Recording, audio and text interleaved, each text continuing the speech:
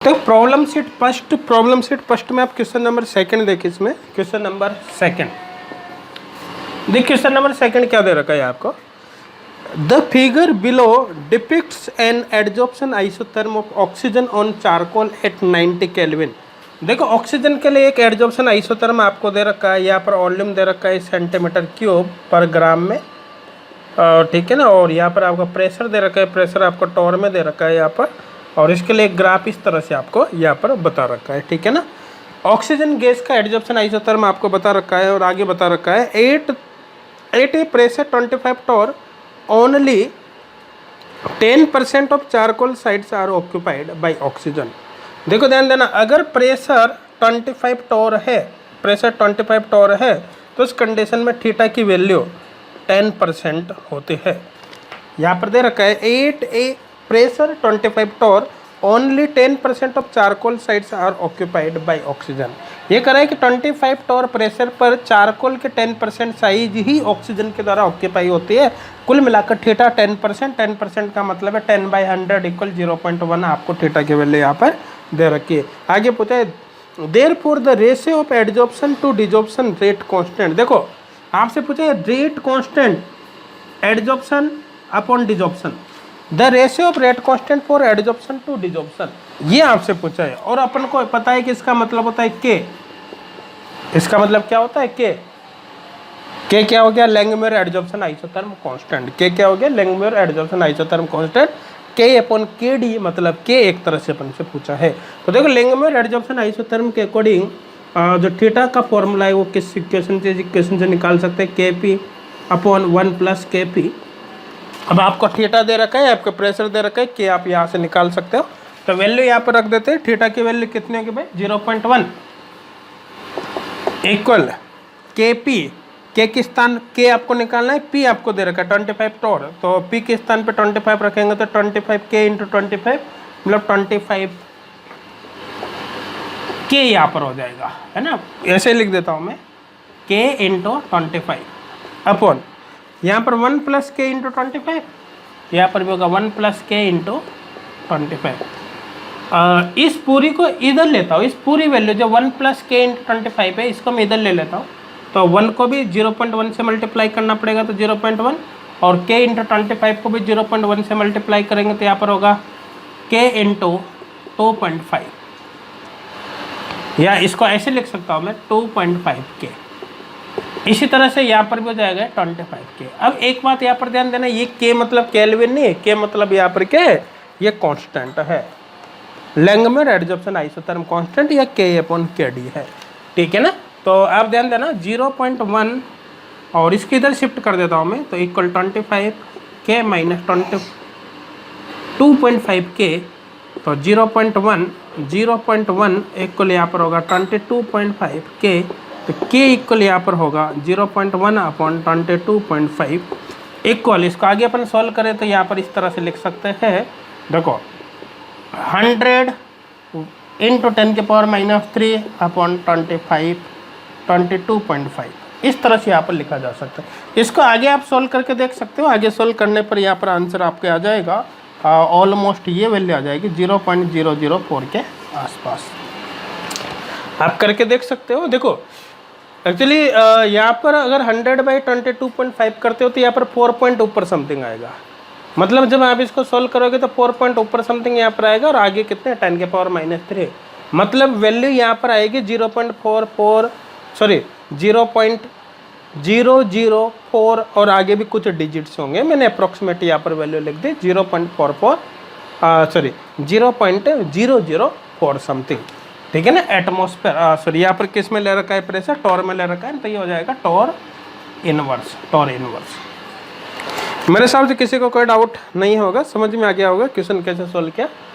आपको थीटा दे रखा था, प्रेशर आपको दे रखा है, थीटा आपको दे रखा है, प्रेशर आपको दे रखा है, आप यहाँ से के निकाल सकते हो, के ही आपसे पूछा था, समझ में आ गया। देखो नेक्स्ट है क्वेश्चन नंबर 4। देख क्वेश्चन नंबर 4 में adsorption isotherm of these gases A B and C are shown in the following figure where theta is the % of surface coverage, the correct order of extent of adsorption of these gases is. देखो यहाँ पर आपको एक graph दे रखा है इस तरह से, यहाँ पर दे रखा है 1/θ, यहाँ पर दे रखा है आपको 1/p, और यहाँ पर ये ग्राफ आपको दे रखा है इस तरह से ABC। और आपसे पूछा है the correct order of extent of adsorption of these gases, the correct order of extent of adsorption of these gases.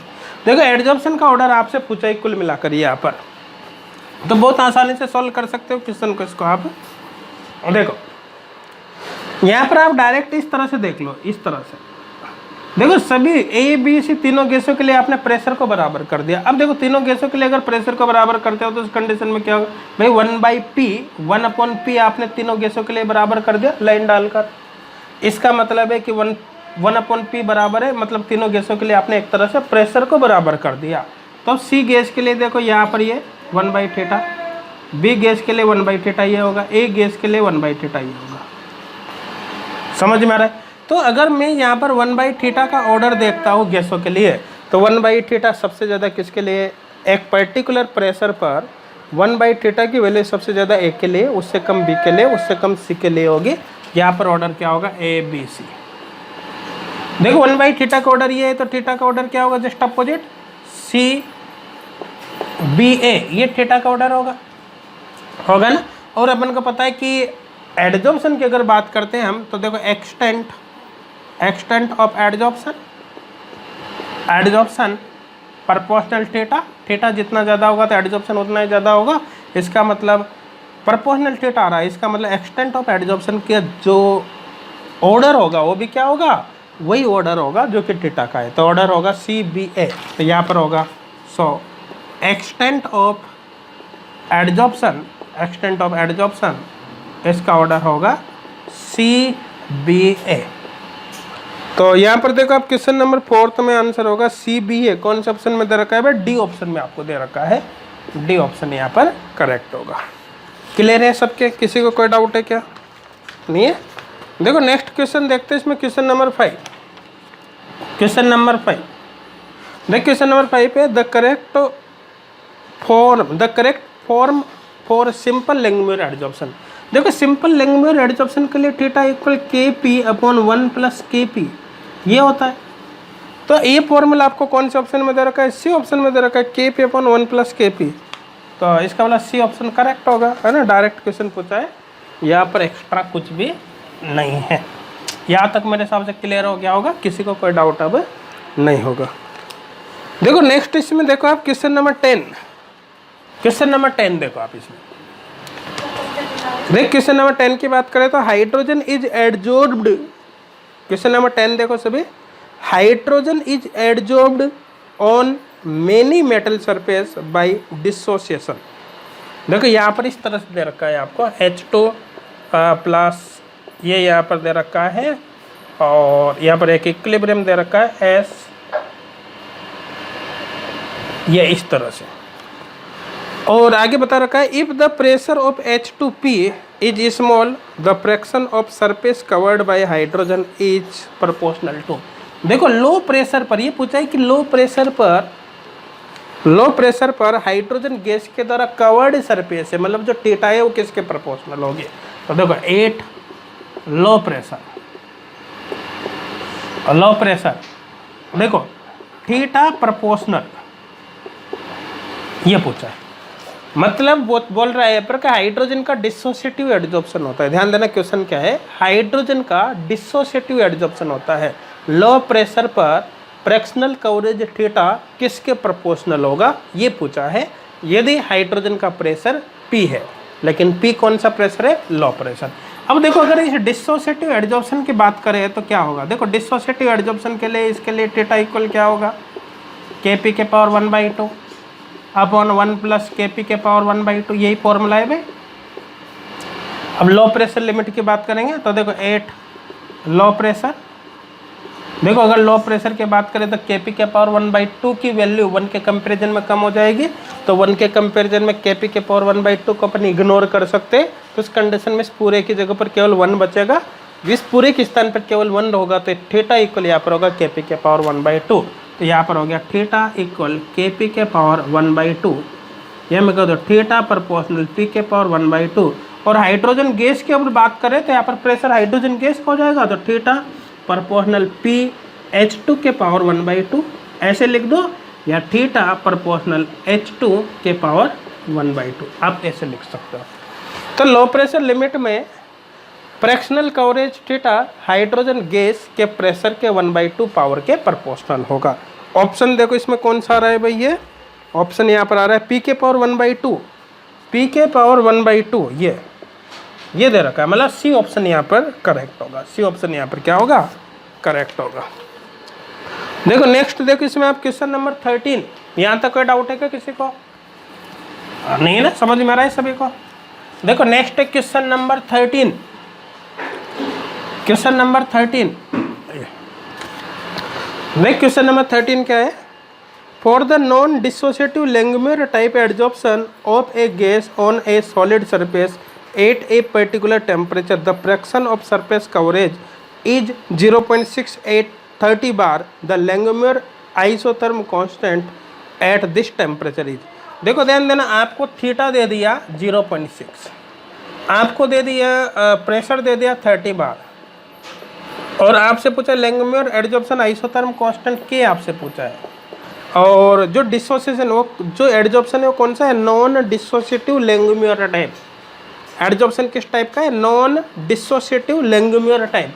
मतलब सिंपल इक्वेशन आपको काम में लेने, सिंपल एडजॉर्प्शन की यहाँ पर बात कर रहा है, theta equal KP upon 1 plus KP, ये फॉर्मूला आपको काम में लेना है। थीटा आपको दे रखा है भाई 0.6 इक्वल KP, K आपको निकालना है, P आपको दे दिया 30 बार, 1 प्लस K आपको निकालना है, P आपको दे रखा है 30 बार।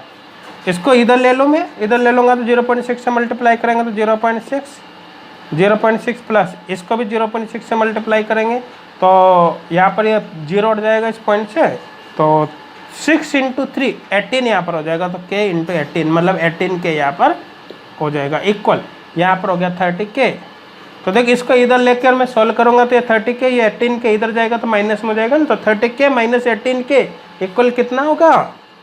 12K यहाँ पर हो जाएगा, तो 0.6 इक्वल 12K, तो K इक्वल होगा 0.6 अपॉन 12, ये यहाँ पर होगा। इसको 60 अपॉन 12 60 × 10 के पावर -2 ये कर दो, तो यहाँ पर हो जाएगा कितना भाई? यहाँ पर होगा 5 × 10 के पावर -2, तो K इक्वल यहाँ पर हो गया 0.05। K इक्वल कितना जाएगा? 0.05। तो कौन सा ऑप्शन दे रखा है भाई इसमें? इसमें दे रखा है ए ऑप्शन, तो ए ऑप्शन आंसर होगा। तो कैसे क्वेश्चन सॉल्व किया मेरे हिसाब से समझ में आ गया होगा, किसी को कोई डाउट अब इसमें नहीं होगा। देखो नेक्स्ट क्वेश्चन देखते हैं, इसमें question number 19, question number 19 next question है क्वेश्चन नंबर 19। यहाँ तक तो किसी को कोई डाउट नहीं ना, और समझ में आ रहा है सभी को? तो देखो क्वेश्चन नंबर 19 देखो बा, क्वेश्चन नंबर 19 देख, क्वेश्चन नंबर 19 क्या दे रखा है? The adsorption of a gas is described by the Langmuir isotherm with equilibrium constant. देखो इक्विलिब्रियम कांस्टेंट के आपको दे रखा है यहाँ पर 0.9 kilo pascal inverse at 25 degree Celsius the pressure at which the fractional coverage is 0.95। मतलब theta की value आपको दे दी 0.95। तो देखो के आपको दे रखा है, थीटा आपको दे रखा है, पूछा है कि अगर के की वैल्यू इतनी है तो फ्रैक्शनल कवरेज 0.95 करने के लिए कितने प्रेशर की आवश्यकता होगी? मतलब पी आपसे एक तरह से यहाँ से पूछा है, पी आपसे पूछा है। फिर देखना, the adsorption of a gas is described by Langmuir isotherm with equilibrium constant, K की वैल्यू आपको दे रखी है at 25 degree Celsius the pressure at which the fractional coverage is 0.95 is. Theta इतना करने के लिए, फ्रैक्शनल कवरेज 0.95 करने के लिए कितने प्रेशर की आवश्यकता है यदि इक्विलिब्रियम कांस्टेंट इतना है? ये क्वेश्चन है सीधा सीधा। तो देखो ध्यान देना, थीटा इक्वल फॉर्मूला क्या है? Theta equal KP 1 plus KP, यही फॉर्मूला है। डिसोसिएटिव एडजॉर्प्शन की यहाँ पर बात करी नहीं, मतलब सिंपल इक्वेशन काम में लेना है। थीटा आपको दे दिया 0.95 इक्वल के आपको दे रखा है 0.9 है ना, किलो पास्कल जो दे रखा है उसी को काम में लो, कोई दिक्कत नहीं। 0.9 और P आपको कैलकुलेट करना है, यहाँ पर हो गया 1 प्लस K आपको दे दे 0.9 इंटू P आपको कैलकुलेट करना है। समझ में आ रहा है सभी को? अब देखो ध्यान देना, इसको इधर ले लो, मल्टीप्लाई करेंगे उनसे तो 0.95 यहाँ पर होगा, ठीक है ना। तो देखो यहाँ पर होगा इसको इससे मल्टीप्लाई करेंगे तो 0.95 यहाँ पर हो जाएगा इक्वल 0.95, और इसको भी इससे मल्टीप्लाई करेंगे तो यहाँ पर होगा 0.95 इंटू 0.9 और इंटू P यहाँ पर ये हो जाएगा, और इधर क्या है अपने पास 0.95 P, ये यहाँ पर होगा। समझ में आ गया होगा मेरे हिसाब से, किसी को कोई डाउट नहीं होगा। यहाँ पर प्लस है ना, ये प्लस आ जाएगा, ठीक है ना। अब देखो ये जो वैल्यू है इसको मैं इधर शिफ्ट कर देता हूँ, ठीक है ना। तो क्या होगा, देखो 0.95 इक्वल इस पूरी वैल्यू को इधर शिफ्ट कर देता हूँ तो यहाँ पर हो जाएगा, देखो ये 0.9 P, ठीक, 0.9 P, और यहाँ पर हो गया प्लस ये इधर जाते माइनस हो जाएगा 0.95 इंटू 0.9 P। अब देखो यहाँ पर क्या है 0.9 P और यहाँ पर भी 0.9 P, ये कॉमन ले लेते हैं, इसमें से कॉमन आ जाएगा ना। तो देखो यहाँ पर होगा 0.95 इक्वल, यहाँ पर 1 बचेगा, 1 माइनस 0.95, और इधर ये कॉमन हमने ले लिया यहाँ से 0.9 P, यहाँ से हमने क्या कर दिया, कॉमन ले लिया। समझ में आ गया होगा कैसे किया, मेरे हिसाब से किसी को कोई डाउट नहीं होगा। अब देखो ध्यान देना, 1 माइनस 0.95, तो देखो यहाँ पर होगा 0.95 इक्वल यहाँ पर 0.05, देखो 1 माइनस 0.95 है तो यहाँ पर कितना बचेगा 0.05 इंटू यहाँ पर होगा 0.9 P।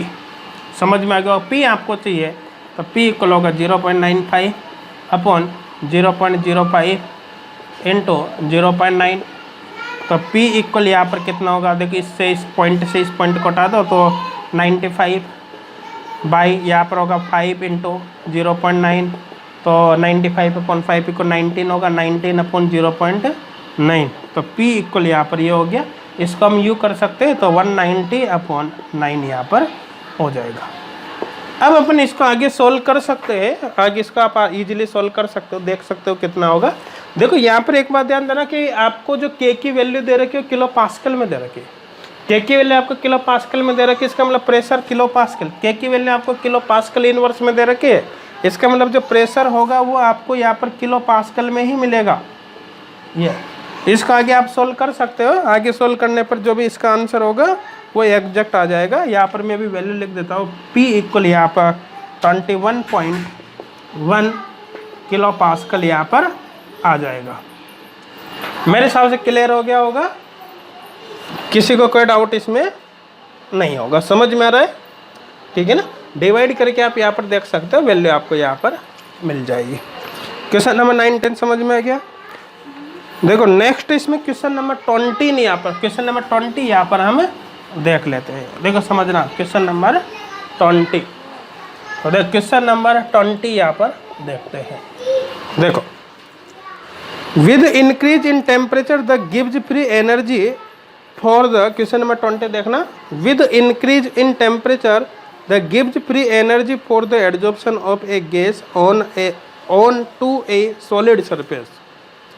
देखो ध्यान देना, question number 20, with increase in temperature, temperature बढ़ाने के साथ, द गिव्स free energy for adsorption of gas on to a solid surface.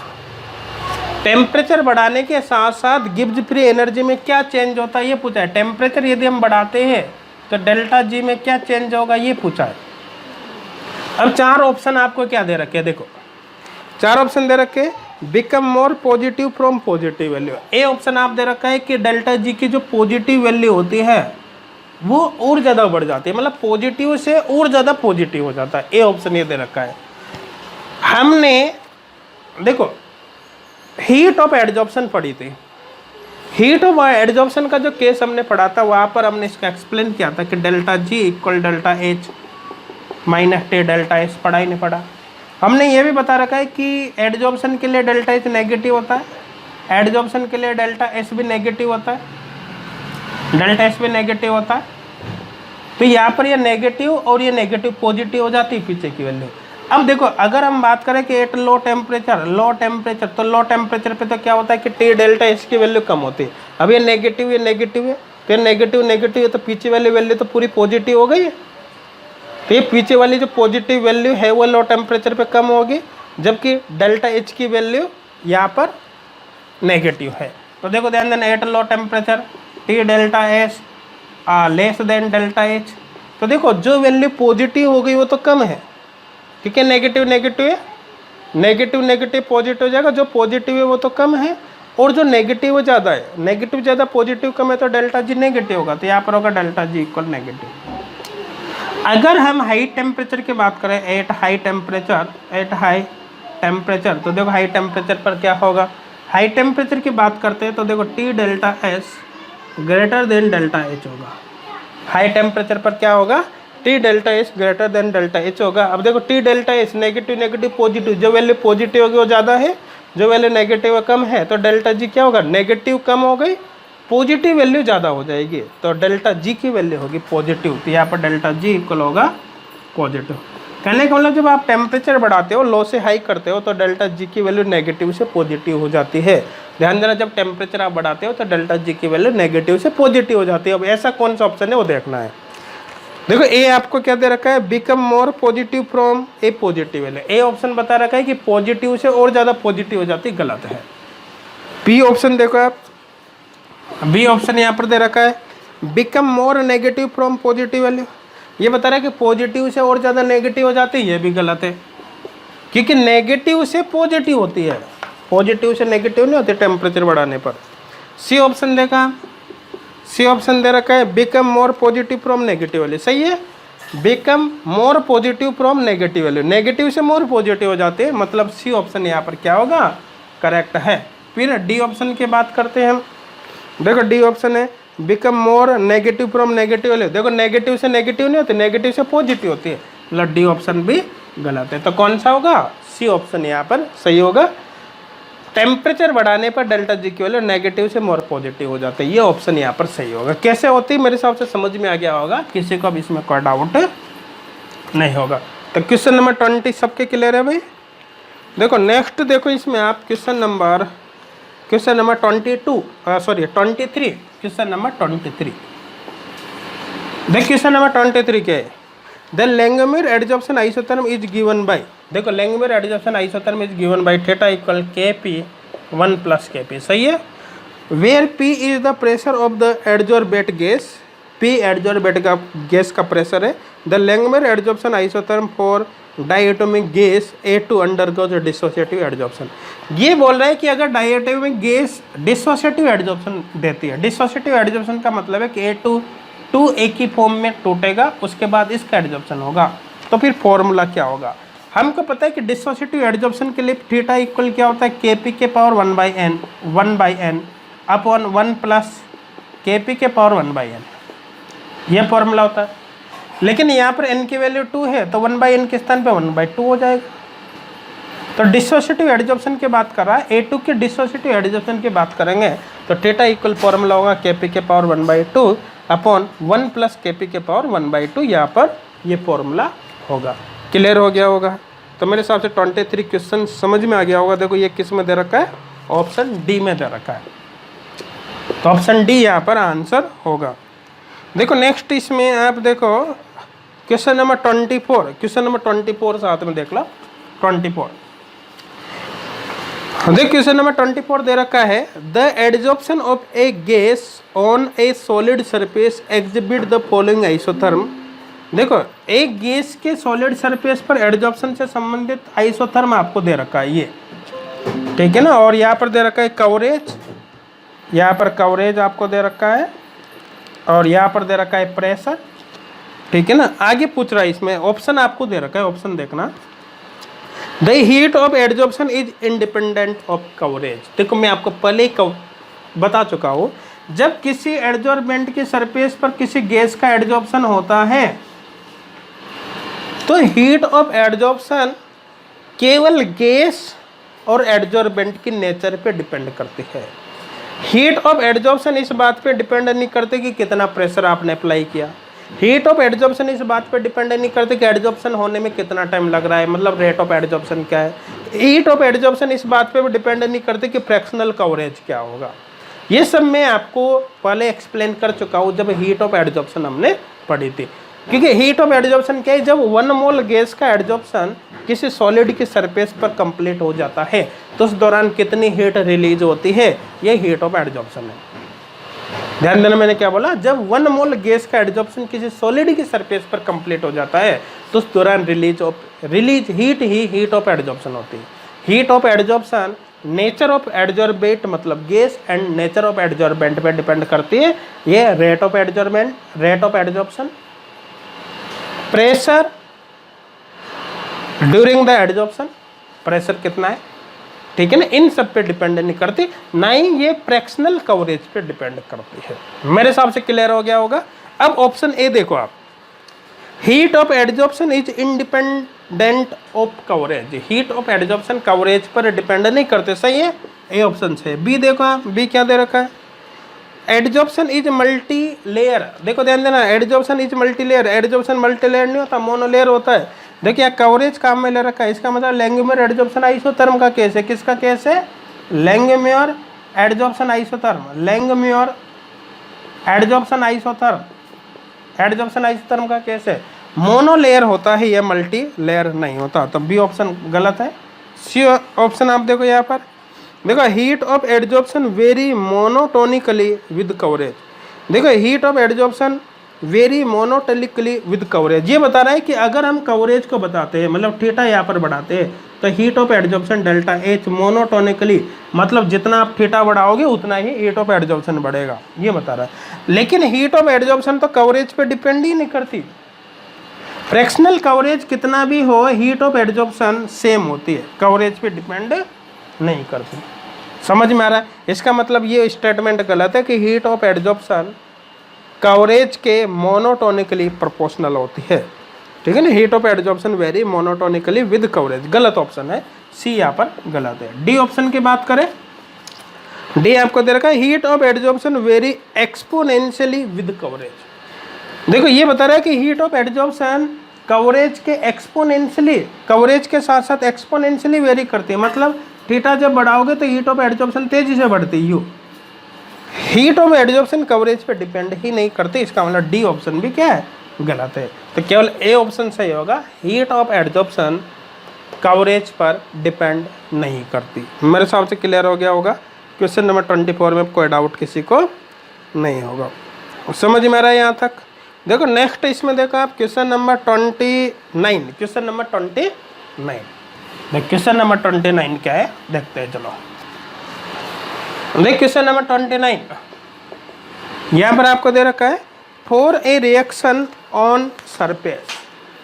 देखो for a reaction on surface, यहाँ पर इस तरह से आपको बता रखा है H2 प्लस एस यह हो गया, इक्विलिब्रियम यहाँ पर दे रखा है, ठीक है। यहाँ पर H आगे आपको बता रखा है, यहाँ पर ये यहाँ पर हो गया, और यहाँ पर दे दिया स्लो, और यहाँ पर एस यहाँ पर H और ये H प्लस H। आगे दे रखा है at low pressure of H2 the rate is proportional to. देखो एट लो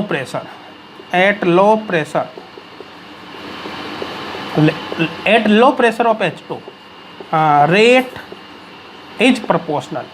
देखो ये पूछ रहा है कि आपको हाइड्रोजन गैस के एड्जॉर्प्शन से संबंधित एक मैकेनिज्म दे रखी है, हाइड्रोजन गैस के एड्जॉर्प्शन से संबंधित एक मैकेनिज्म आपको दे रखी है, और आपसे पूछा है कि लो प्रेशर पर रेट किसके समान होगी, किसके प्रोपोर्शनल होगी।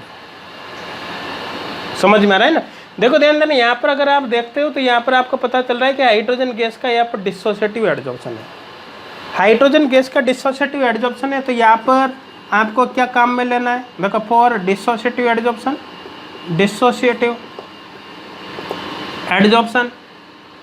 ऑफ H2, मतलब यहाँ पर पहले H2 का डिसोसिएटिव एड्जॉर्प्शन हो रहा है, H2 इसमें कन्वर्ट हो रहा है, फिर एड्जॉर्प्शन हो रहा है।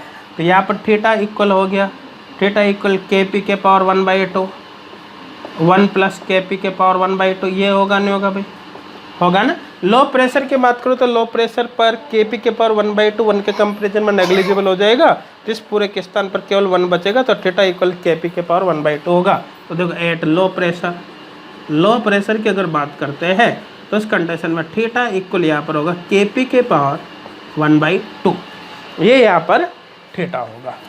समझ में आ रहा है सभी को? ठीक है ना, कोई डाउट है क्या किसी को? नहीं ना। अब देखो ध्यान देना, थीटा इक्वल ये हो गया यहाँ पर, तो इसका मतलब है थीटा प्रोपोर्शनल P के पावर 1/2। P क्या है यहाँ पर? प्रेशर हो जाएगा कौन सी गैस का? जो गैस यहाँ पर ले रखी है। तो इसका मतलब है थीटा प्रोपोर्शनल PH2 के पावर 1/2, या मैं ऐसे लिख दो थीटा प्रोपोर्शनल H2 के पावर 1/2, ये होगा। अब देखो हमको पता है कि रेट जितनी ज़्यादा होगी फ्रैक्शनल कवरेज ऑटोमेटिक उतना ज़्यादा होगा। भाई रेट ऑफ एडजॉर्प्शन बढ़ेगी, इसका मतलब फ्रैक्शनल कवरेज ही तो बढ़ रहा है। तो कुल मिला के rate of adsorption proportional theta proportional H2 के पावर 1/2। तो आप ऑप्शन देखो, इसमें ऑप्शन दे रखे हैं आपको H2 के पावर 1/2, सी ऑप्शन दे रखा है, तो आंसर होगा सी ऑप्शन। तब क्लियर हो गया होगा लैंगमुयर एडजॉर्प्शन आइसोथर्म से संबंधित क्वेश्चन किस प्रकार के हो सकते हैं, उन क्वेश्चंस को आप कैसे सॉल्व कर सकते हो। मेरे हिसाब से किसी को यहाँ पर कोई डाउट नहीं होगा। कंप्लीट यहाँ तक सबके क्लियर है? चलो करो नोट इसको।